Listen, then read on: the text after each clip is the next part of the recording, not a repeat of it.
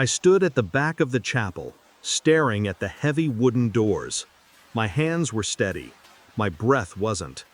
In my chest, a storm had been quietly brewing for weeks, and today it would make landfall. Her text still echoed in my mind. Please don't wear your uniform to our wedding. Don't disgrace me, please. Disgrace? 4 stars on my shoulder, 20 years in the Navy, black ops, sea burials, hell and storms and silence. I wore those stripes for brothers who never came home. And for her, I would have walked into fire, but I walked out instead. In full dress white, gold trim, sword on my hip. The chapel doors creaked open, and 200 seals stood in perfect unison. "Admiral on deck!" She didn't flinch, not even a blink. Just a slow turn of the head, bloodless, cold. I used to think she loved the man beneath the medals. Now I knew better. We met in D.C. She was elegance, ambition, and cunning in a cocktail dress, a government liaison for naval intelligence. I was fresh off a Black Sea assignment, still shaking salt water out of my bones. She smiled like she already knew the ending. For a while, it worked. She made me laugh, reminded me what sleep felt like. She said she hated war, but loved the men who won them. I mistook that for admiration. She moved fast. Wedding dates, joint accounts, promises of quiet mornings and shared sunsets. She said she didn't mind the deployments, said she respected the silence, said she was proud. Words, just words. The first crack was small, a dinner, 2 months before the wedding. She looked through me the whole night. Her phone buzzed more than usual. When I asked, she smiled too wide and said it was campaign chatter, a congressman's office sniffing around for her PR skills. She didn't know I had memorized her micro-tells, the left hand that brushed her neck when she lied, the breath hitch when I asked the wrong question. Then came the password change on her laptop, then the work trips with no itinerary, then the scent of cologne on her scarf, not mine. I let it slide. I wanted to be wrong. But the silence between us turned from peace to poison. I deployed one last time, to Bahrain. She didn't say goodbye at the airport. I started digging. There are 2 kinds of men in this world. Those who confront betrayal in the heat of the moment, and those who gather evidence until it suffocates the guilty. I chose the latter. I used a ghost protocol, burner phone, offshore server, untraceable IP. Dug into her email archives, GPS logs, call history. What I found wasn't just infidelity, it was strategy.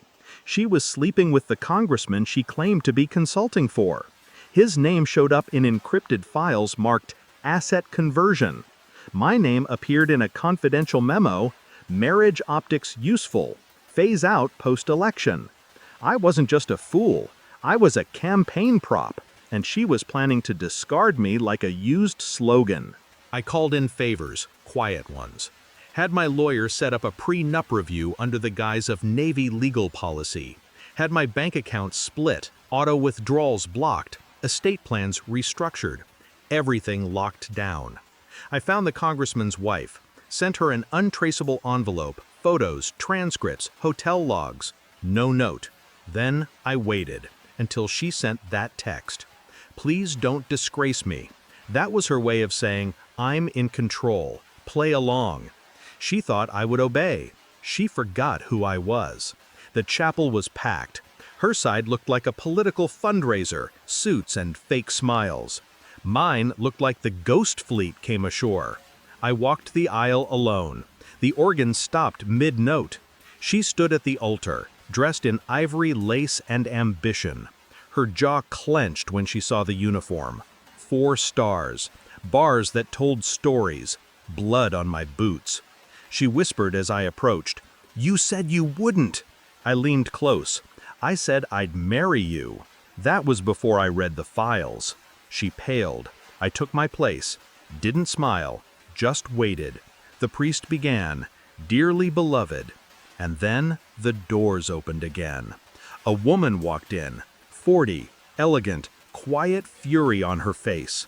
The congressman's wife. She didn't speak, just handed the priest a manila folder, then turned and left. The priest opened it, his lips parted, stunned. He looked at me. "Continue," I said. He didn't. Instead, he cleared his throat. "There seems to be sensitive content here. Perhaps we should—" I stepped forward.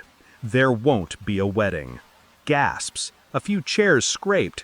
She hissed, "You planned this?" I nodded. Down to the second. The screens lit up. I had rigged the slideshow projector, replaced the photos of our vacations with files, memos, photos, GPS tags. Her voice, recorded, played through the sound system. "He's useful now. After the wedding, I'll make him resign. A civilian admiral sells better on campaign posters." Dead silence. Then a slow clap from the congressman's wife, standing just outside the threshold. She wasn't alone anymore. Reporters flanked her. Flashbulbs burst like sniper fire. The SEALs didn't move. They didn't need to. One of them whispered, "Justice served." She ran, stilettos clicking against marble. I didn't follow. I turned to my men. "Stand down." They saluted again. "Yes, Admiral." I walked out alone, into the sun. The weight on my shoulders never felt lighter. They say revenge is best served cold. No, it's best served in white, in daylight, with witnesses. She wanted me out of uniform. She got her wish. Because after that day, I turned in my stars. Not in shame, in peace. And when I signed the annulment papers, I wrote just one thing in the margins. Blood didn't salute. And now? Now I sleep. Alone. But not broken. Never again.